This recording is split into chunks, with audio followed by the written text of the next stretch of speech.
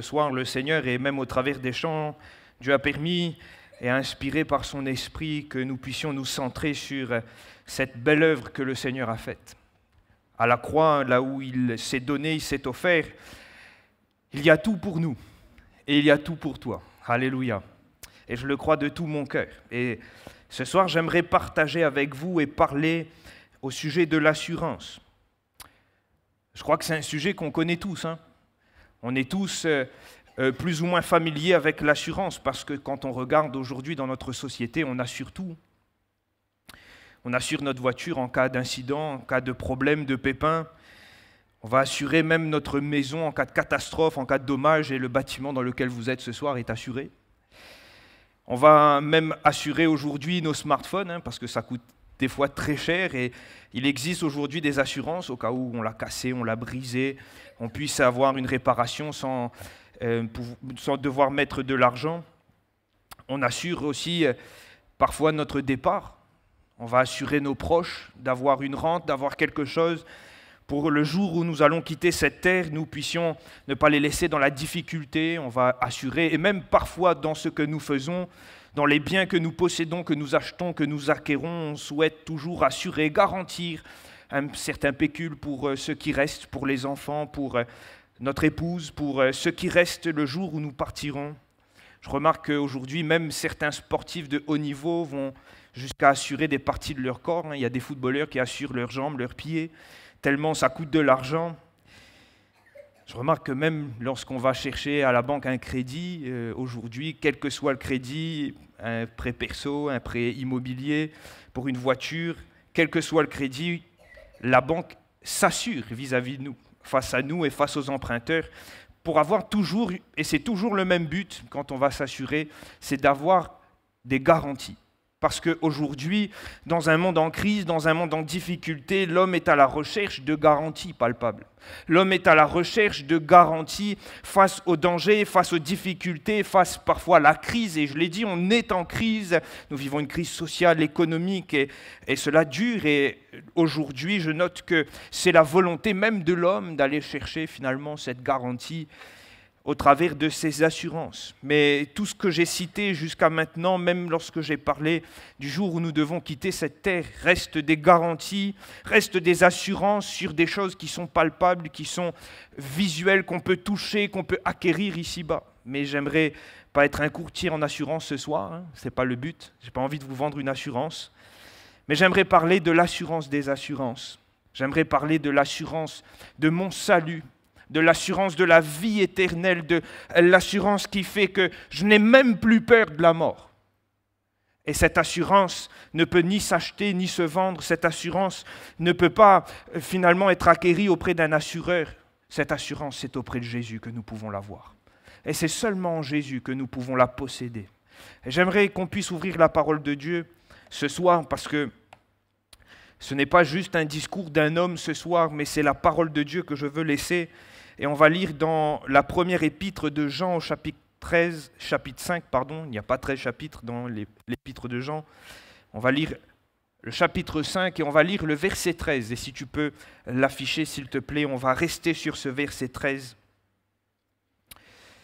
1 Jean 5, 13, il est écrit: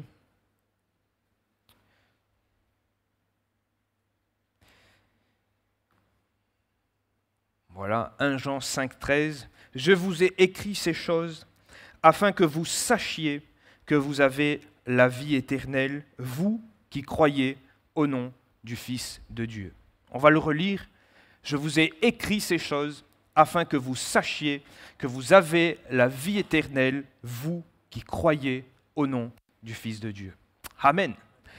Et on comprend dans cette lecture, dans ce simple verset, des fois, un simple verset révélateur de tellement de vérité. Et dans ce simple verset, on comprend que c'est même un des buts de la lettre de Jean. Parce que l'épître de Jean, c'est une lettre qu'il a envoyée, qu'il a destinée à quelques croyants et qui nous est destinée aujourd'hui. Et on comprend que c'est même un des buts aspirés dont l'apôtre va essayer de tendre dans toute sa lettre, c'est que les chrétiens qui reçoivent et qui lisent, les personnes qui vont lire ce texte, puissent savoir, avoir finalement l'assurance qu'ils aient la vie éternelle s'il croit au nom du Fils de Dieu, qui est Jésus-Christ. Alléluia. Et c'est le but que cherche l'apôtre Jean. Il est question de l'assurance de la vie éternelle. Il est question d'assurer l'éternité. Et je crois qu'on ne peut pas aller plus loin. Ce soir, on ne peut pas avancer dans le message, on ne peut pas réfléchir plus longuement sans s'intéresser à justement cette assurance de la vie éternelle. Qu'est-ce que ça veut dire? Qu'est-ce que Jean est en train de parler? Là où Jean veut nous amener, où Jean veut nous inviter à tendre nos regards. Il y a beaucoup de gens qui parlent de l'éternité, et je crois même qu'aujourd'hui, le sujet de l'éternité fait lever plus encore aujourd'hui en 2021, beaucoup de sceptiques. Il y a beaucoup de gens qui restent incrédules face à l'éternité. Et lorsqu'on parle d'éternité, il y a des gens qui ferment leurs oreilles, qui ferment leur cœur, parce que pour eux, c'est une réalité qui n'existe pas, c'est une réalité qui est une fable, et pourtant c'est une réalité qui est biblique. Et nous croyons, et je le crois de tout mon cœur ce soir, que la parole est la vérité. Et que si la parole nous parle de vie éternelle et nous assure que nous pouvons avoir cette conviction de posséder la vie éternelle, je crois que cela est possible en Jésus-Christ. Alléluia. Alors l'assurance de la vie éternelle, c'est avant tout l'assurance du lieu futur de notre éternité, du lieu où nous allons passer notre éternité. Et je le dis, même si certains ne le croient pas, même si certains ont du mal avec cela, nous sommes amenés, il est vrai, à retourner à la poussière. Notre enveloppe retournera à la poussière, c'est vrai. Mais notre âme ira dans l'éternité. Si nous avons cru en Jésus, notre âme retournera vers notre Créateur, ou notre âme ira dans ce lieu de tourment. Il est question d'éternité, et l'Épître aux Hébreux au chapitre 7 au verset 23 va nous dire « Il est réservé aux hommes de mourir une seule fois, après quoi vient le jugement. » Mais il est question quand même d'un jugement, et il est question d'un après-jugement et d'une réalité éternelle.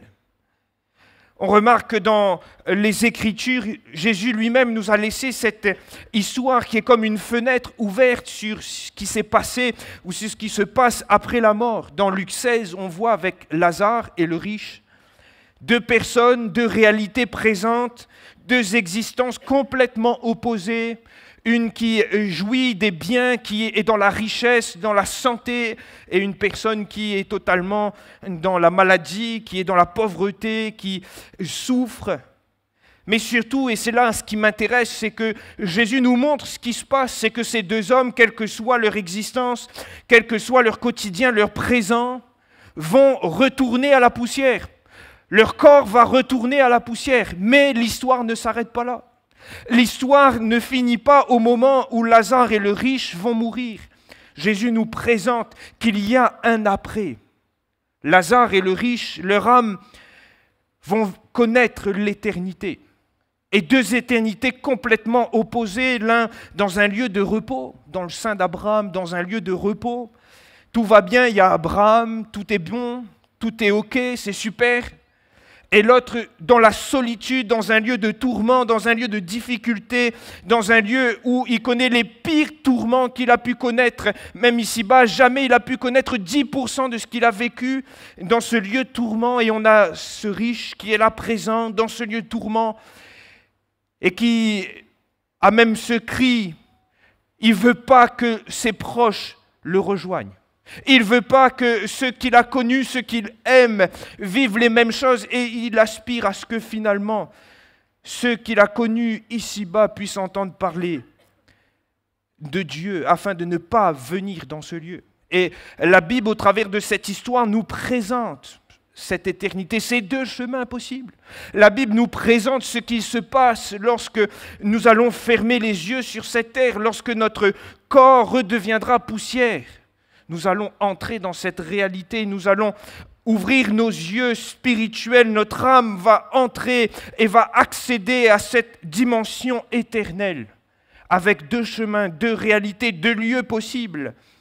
Un lieu de tourment, plus communément on appelle ça l'enfer, et un lieu de repos, un lieu où nous allons plus connaître la difficulté, plus connaître la maladie, plus connaître les soucis de ce siècle, un lieu de repos.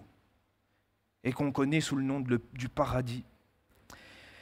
Et je crois que la grande réalité de l'éternité, c'est soit nous hériterons le paradis, soit nous hériterons de l'enfer. Et lorsqu'il est question d'assurer notre éternité, lorsqu'il est question de vie éternelle, il est question de s'assurer d'entrer dans le paradis.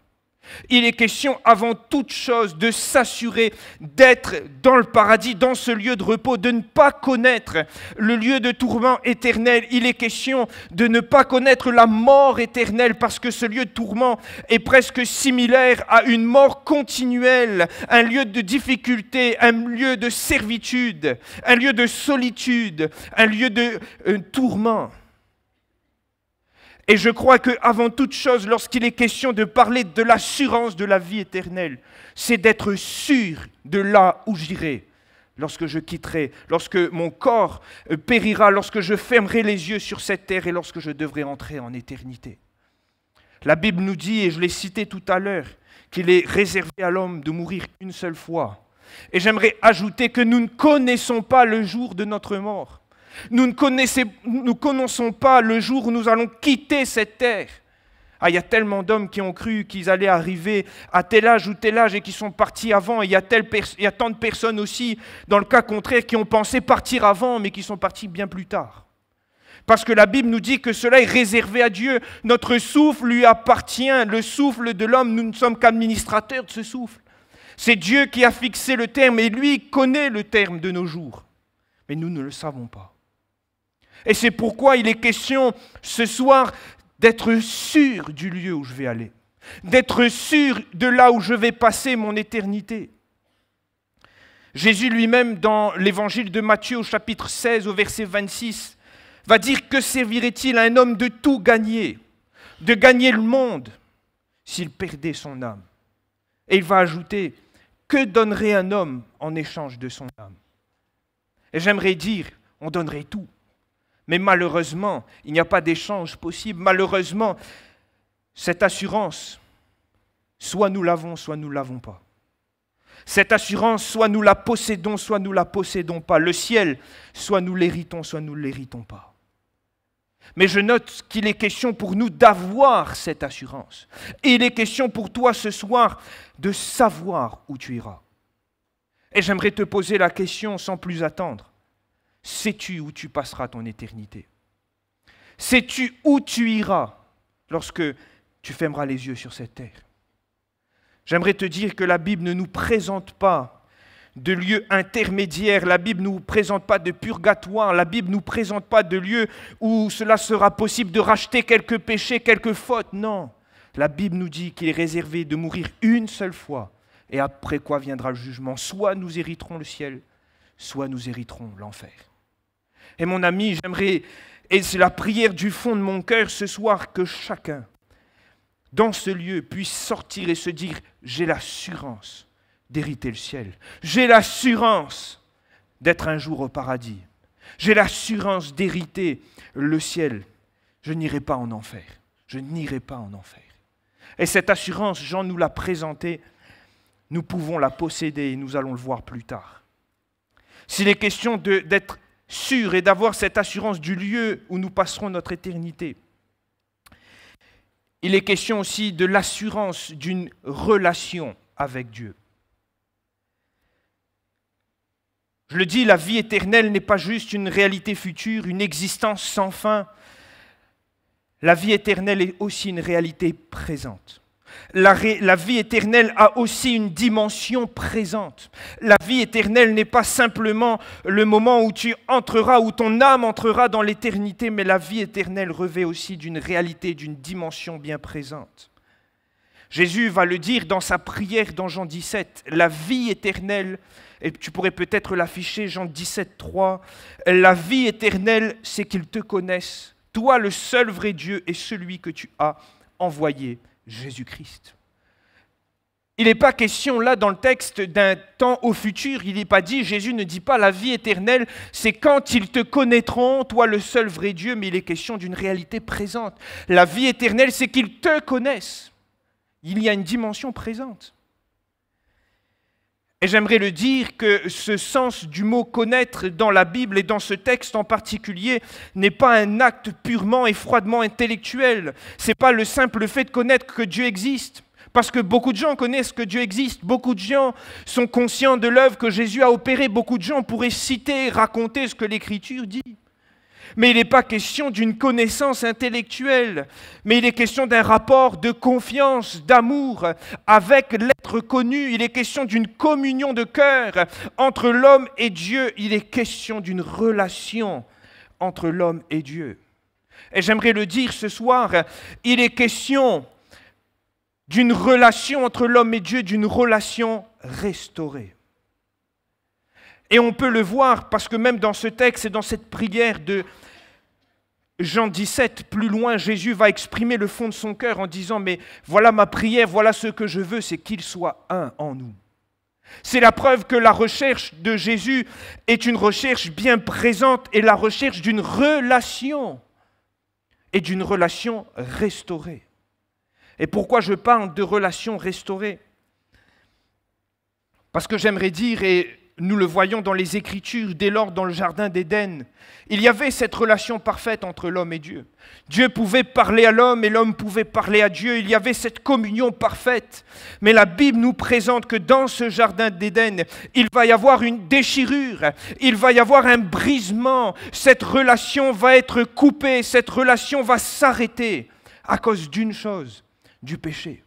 À cause de la désobéissance, à cause d'un acte de rébellion face à Dieu, de ne pas l'avoir écouté, la Bible nous montre qu'il va y avoir séparation entre l'homme et Dieu. Il va y avoir une séparation, cette communication, cette relation va être brisée. Et l'homme qui n'a pas connu Dieu, l'homme qui n'a pas été réconcilié avec Dieu, ne peut plus jouir de cette relation. Parce que le péché, lorsque le péché demeure, le péché est une séparation entre l'homme et Dieu. Et le prophète Ésaïe l'a dit, on le cite tellement souvent, que ce sont vos crimes, et on aurait pu traduire le mot crime par péché, par iniquité, qui mettent une séparation entre vous et Dieu. Ce sont vos péchés qui vous cachent sa face et qui l'empêchent de vous écouter. Et cela nous amène à considérer et à voir que nos péchés, que notre désobéissance et que l'homme qui n'a pas été lavé de ses péchés, l'homme qui n'a pas été pardonné de ses iniquités est séparé de Dieu. Cette communication, cette communion n'est plus possible. Parce qu'il y a péché, il y a séparation. Mais la vie éternelle et l'assurance de la vie éternelle, c'est aussi l'assurance d'une relation restaurée avec Dieu, d'une vie que nous pouvons jouir dès maintenant, d'une communion que nous pouvons profiter et jouir maintenant, et qui s'étendra jusque dans l'éternité où nous entrerons dans ce lieu de repos. Mais la vie éternelle a une dimension présente, et la vie éternelle est aussi cette relation restaurée, une vie où le péché a été ôté. L'assurance de la vie éternelle, il est vrai, cette assurance du lieu où je passerai mon éternité, mais c'est aussi l'assurance d'une relation restaurée entre moi et Dieu, de la paix qui a été établie entre moi et Dieu, d'une vie où le péché n'est plus. Et j'aimerais te poser la question ce soir, as-tu cette assurance ? As-tu cette conviction profonde dans ton cœur que la relation avec Dieu a été restaurée ? Qu'il n'y a plus de séparation, que le voile a été déchiré pour toi, que tu peux profiter de la présence de Dieu. As-tu l'assurance que si tu devais partir ce soir, fermer les yeux sur cette terre, tu serais dans le paradis avec le Seigneur? As-tu cette assurance? Il est question de l'assurance de la vie éternelle. Et c'est la volonté de Jean lorsqu'il parle. Il dit, ce que je veux, c'est que vous sachiez, si vous croyez, et vous qui croyez en Jésus-Christ, vous avez la vie éternelle. Et la vie éternelle, c'est cette réalité présente et cette réalité future. Et j'aimerais aller plus loin ce soir. Parce que cette assurance, mon frère, ma sœur, chers amis, se situe en Jésus. Et j'aimerais le dire, en Jésus seul. C'est le verset qui précède notre lecture. Jean va pouvoir dire que que celui qui a le Fils a la vie. Et on pourrait ajouter éternelle. Et celui qui n'a pas le Fils n'a pas la vie éternelle. Et nous comprenons que finalement tout est caché en Jésus. Tout est accessible en Jésus. La vie éternelle est accessible en Jésus. Et il n'y a pas d'autre chemin, d'autre moyen d'accéder et de posséder cette assurance. Celui qui a le Fils a l'assurance de la vie éternelle. Mais celui qui n'a pas le Fils ne peut pas avoir cette assurance. Mais j'aimerais réfléchir avec vous et comprendre pourquoi Jésus est notre assurance de la vie éternelle. Comment Jésus peut nous assurer de la vie éternelle? Tout d'abord, Jésus assure la vie éternelle parce qu'il nous assure la vie quand bien même nous mourrons. C'est ce que Jésus va répondre à Marthe devant le tombeau de Lazare dans Jean 11, 25. Il va lui dire « Je suis la résurrection et la vie ». Voilà les paroles du Seigneur Jésus, « Je suis la résurrection et la vie ». Et il va ajouter « Celui qui croit en moi vivra quand bien même il serait mort ». Et Jésus amène Marthe à considérer à ce moment que pour les croyants, ceux qui ont accepté Jésus, ceux qui ont cru en lui, la mort physique n'est pas une fin tragique en soi. Mais au contraire, elle n'est qu'un passage vers une vie éternelle. Elle n'est qu'un passage dans l'éternité, dans le repos de Dieu, loin des problèmes, loin des maladies, loin des difficultés, loin des souffrances, mais dans le repos de Dieu. Et Jésus nous rappelle cela. Lui-même, il n'a pas connu la mort éternelle. Il a été crucifié sur la croix, mais la Bible nous montre qu'il n'est pas resté au tombeau, il n'est pas resté sur la croix. Il est ressuscité. Il a vaincu la mort. Il a ouvert une route nouvelle et vivante pour nous. Et c'est pourquoi il peut nous assurer et assurer à ceux qui croient en lui de vivre quand bien même ils mourraient. Parce que Jésus-Christ est la résurrection et la vie. Et celui qui croit en Jésus peut avoir et jouir de la vie éternelle, a cette assurance d'être avec Jésus dans son ciel de gloire. N'était-ce pas ce que Jésus a dit à ce brigand à quelques minutes de la fin de sa vie, lui qui était crucifié à cause de ses fautes, lui qui avait connu les pires crimes, mais qui reconnaît sur cette croix que pour lui c'est justice, mais pour Christ ce n'est pas justice, il est un condamné innocent. Et lorsqu'il va simplement dire à Jésus, « Souviens-toi de moi », Jésus va lui dire, « Je te dis, aujourd'hui, tu seras avec moi dans le paradis. » Parce que celui qui a reçu Jésus par la foi, celui qui a cru dans le Fils, il possède la vie éternelle. Il peut vivre cette réalité de la vie éternelle et il a l'assurance d'avoir accès au paradis de Dieu. L'apôtre Paul pouvait le dire, et c'est pour cette raison que l'apôtre Paul pouvait le dire. Dans Philippiens 1, 21, l'apôtre Paul va dire « Christ est ma vie » et il va rajouter « La mort m'est un gain ». Alors des fois, nous, on ne dirait pas ça. Hein. On dirait « Ah, la mort, non, c'est un gain, un avantage, un bénéfice ». Ah non, on ne le verrait pas forcément comme cela. Mais l'apôtre Paul, sachant qu'en Jésus-Christ, il avait la vie éternelle, loin des problèmes, loin des soucis, loin des tracas, loin de la persécution, il savait que pour lui, mourir ici-bas, c'était rejoindre son Sauveur. Il savait que pour lui, mourir ici-bas, c'était d'aller dans le repos de Dieu. Et il avait cette assurance d'être avec Dieu dans son ciel de gloire, de profiter du paradis. Et c'est pourquoi il pouvait dire que la mort m'est un gain, est un avantage. Parce qu'il savait où il allait. Il avait l'assurance de la vie éternelle, l'assurance de vivre quand bien même il mourrait dans une éternité de félicité, de repos avec le Seigneur. Et je l'ai dit tout à l'heure, Christ, par sa mort à la croix, lui qui a vaincu le péché et la mort sur cette croix, lui qui est descendu dans le séjour des morts, mais qui n'est pas resté, parce qu'il a vaincu la mort, il a brisé l'aiguillon du péché, c'est la mort et il est remonté au ciel. Lui qui a vaincu, qui est ressuscité le troisième jour, il a ouvert cette route nouvelle pour nous. Il a ouvert ce chemin pour nous afin que nous aussi, si tant est que nous devons mourir, partir, retourner à la poussière ici-bas, si nous avons cru en Jésus, nous pouvons expérimenter aussi cette puissance de la résurrection et d'être au ciel avec lui. Je remarque que Jésus avait lui-même fait cette promesse à ses disciples dans Jean 14. Lorsqu'il va parler de ses disciples, de son départ, lorsqu'il va parler aussi de la fin de toutes choses, Jésus va leur dire, lorsque je m'en serai allé, lorsque je vous aurai préparé une place, je reviendrai. Il est question de son retour à la fin des temps. Il est question de son retour pour venir chercher ses disciples. Et il va dire, je vous prendrai avec moi. Et il va rajouter cela, afin que là où je suis, vous y soyez aussi. Et cette condition a été possible uniquement pour les disciples, c'est-à-dire ceux qui avaient cru en Jésus, ceux qui avaient accepté l'œuvre de Jésus et qui avaient choisi de le suivre.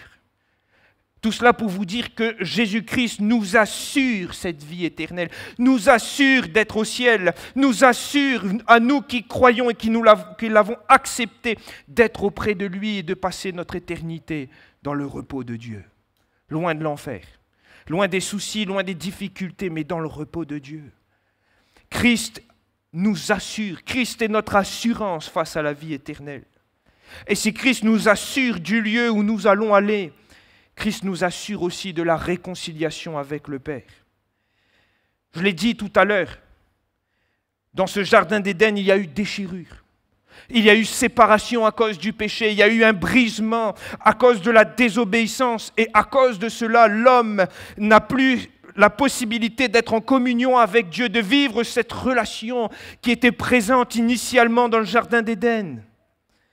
Mais Jésus a été aussi fait ministre de la réconciliation. L'apôtre Paul aux Colossiens va nous dire, il a voulu par lui, donc par Christ, réconcilier tout avec lui-même, tant ce qui est sur la terre que dans les cieux, en faisant la paix par lui, par son sang.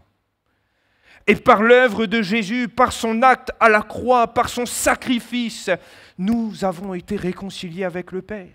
Christ a fait le pont entre l'humanité et Dieu. Christ a fait le pont dans son œuvre salvatrice à la croix entre l'homme et son Créateur. Christ est venu faire ce pont, cette route pour nous réconcilier avec Dieu. Et l'apôtre Paul nous révèle comment il a fait cela. L'apôtre Paul nous explique comment Jésus, dans son œuvre, nous réconcilie avec Dieu. Je l'ai dit tout à l'heure. Ce sont nos péchés qui nous ont séparés. Ce sont nos péchés qui mettent cette séparation, qui font que Dieu a caché sa face et qui cache la face de Dieu. Et si c'est nos péchés qui mettent cette séparation, Jésus-Christ est venu régler la question du péché.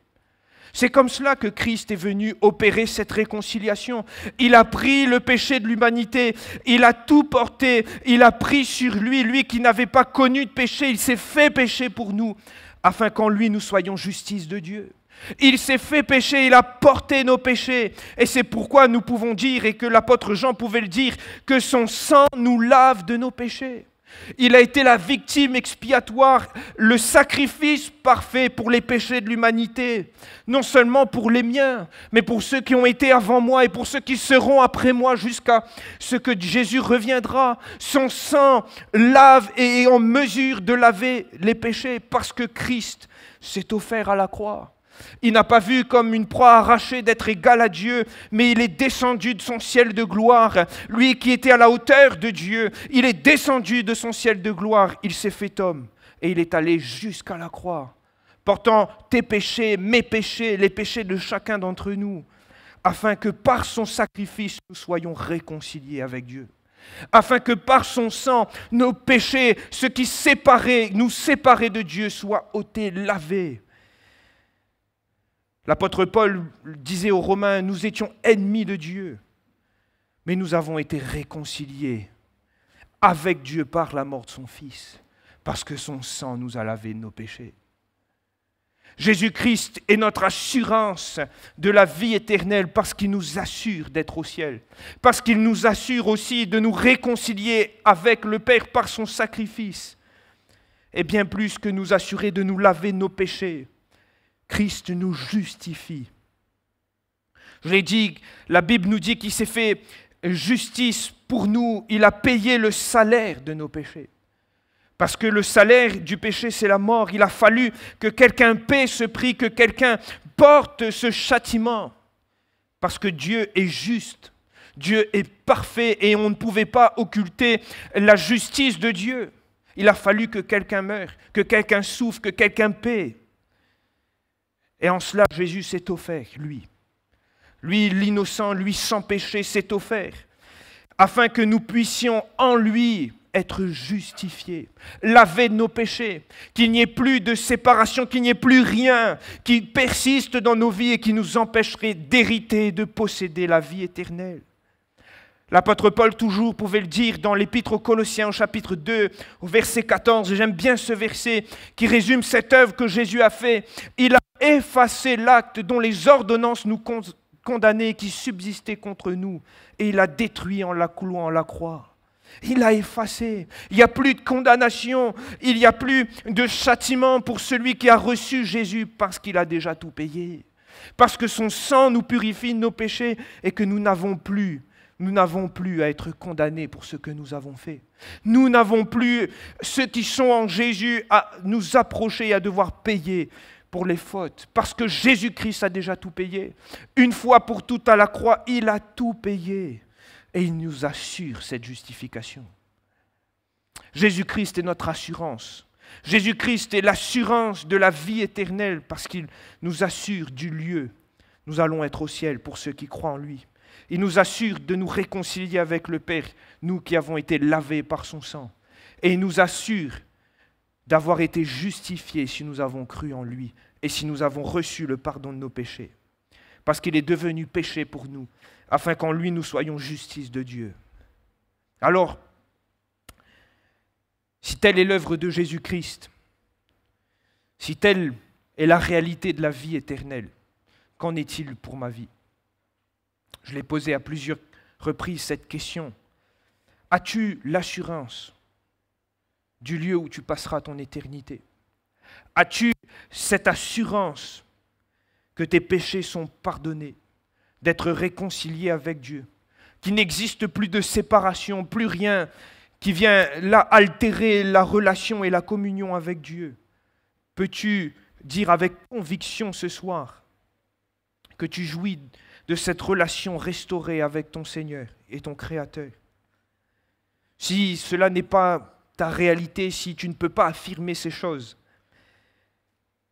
j'aimerais dire que dans ce verset, peut-être tu pourrais le réafficher, celui qui a été la base de notre réflexion, 1 Jean 5,13. Il est question que cette assurance soit pour ceux qui croient au nom du Fils de Dieu. Il est question que cette assurance, que cette conviction de la vie éternelle soit pour ceux qui ont cru en Jésus. Et ce texte ne peut pas nous empêcher de faire écho à cet autre texte de Jean. Ça, on pourrait le citer par cœur, Jean 3,16. « Car Dieu a tant aimé le monde qu'il a donné son Fils unique afin que quiconque croit ne périsse pas, mais ait la vie éternelle. » Il est encore question d'avoir la vie éternelle. Et il est toujours question que ceux qui ont la vie éternelle et qui peuvent avoir cette assurance, c'est ceux qui croient. Alors il est question de croire. Il est question pour toi de croire en Jésus, de croire en son œuvre. Et j'aimerais te dire ce soir que croire tout d'abord, c'est reconnaître ton état de pécheur. Croire tout d'abord, c'est reconnaître ta situation, c'est reconnaître ce que tu es, un pécheur. Tel ce brigand qui a été à la croix, lui qui avait fait plein de mauvaises choses, qui avait gâché sa vie et qui avait été jugé par les hommes. De la pire des condamnations à cause de la hauteur de ses crimes aussi, il faut le reconnaître. Mais cet homme, il a réalisé son état de pécheur. Il a réalisé combien il avait offensé Dieu dans sa conduite, combien il avait désobéi au Seigneur. Il a réalisé que ce qu'il a fait était mal. Et bien plus que réaliser que ce qu'il a fait était mal, il a réalisé combien il avait besoin de Jésus. Et ce soir, il est question pour toi de réaliser aussi combien tu as besoin de Jésus. Croire, c'est reconnaître ton état de pécheur, mais c'est aussi reconnaître combien tu as besoin de Jésus. Reconnaître que tu as besoin aussi de vivre cette réalité de la croix. Reconnaître combien tu es séparé, que tu as besoin que Christ te réconcilie avec Dieu. Reconnaître que tu as besoin que son sang te lave de tes péchés, parce que tu te sens sale. Tu te sens sali par tout ce que tu as fait, par ta vie passée, et que tu as besoin d'expérimenter encore la grâce de Dieu et ce sang qui lave et qui expie tes fautes. Croire, c'est reconnaître notre état de pécheur et recevoir Jésus. Croire, c'est aussi lui obéir.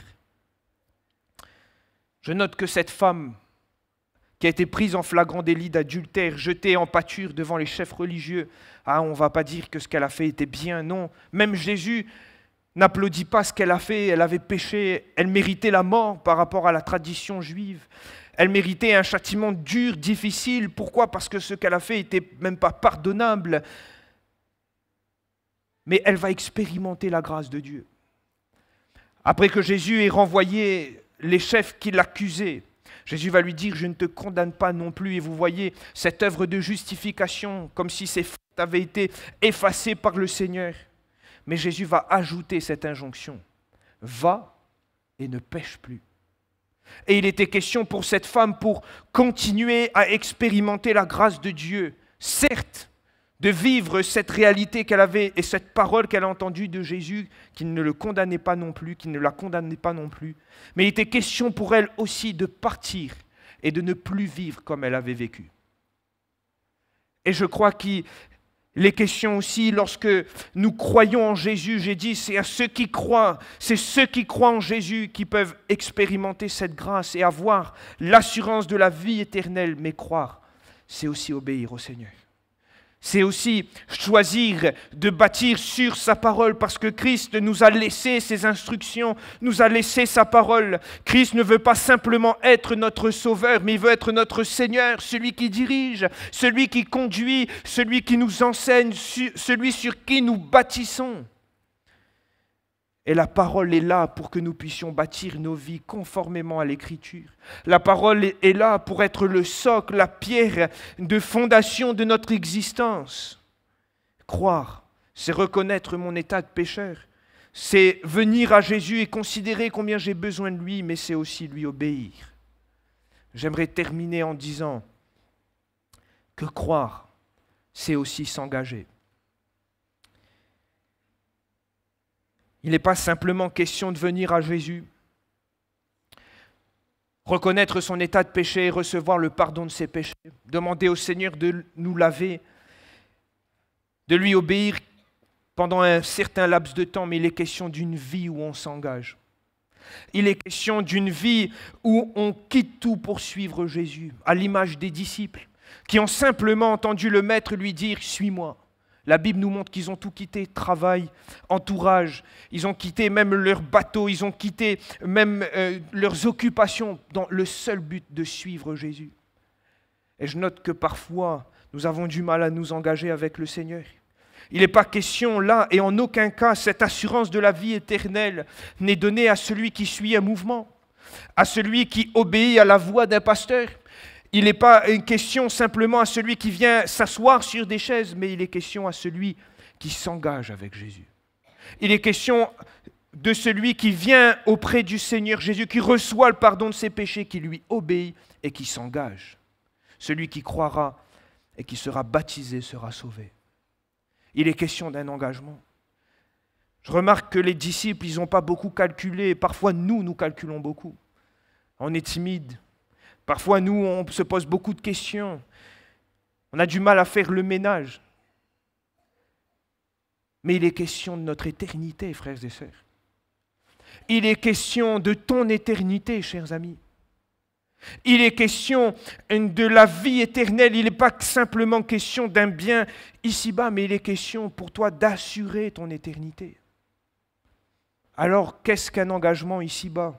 Qu'est-ce qu'une vie où nous acceptons de suivre Jésus et de nous engager tout entièrement si nous pouvons hériter de la vie éternelle?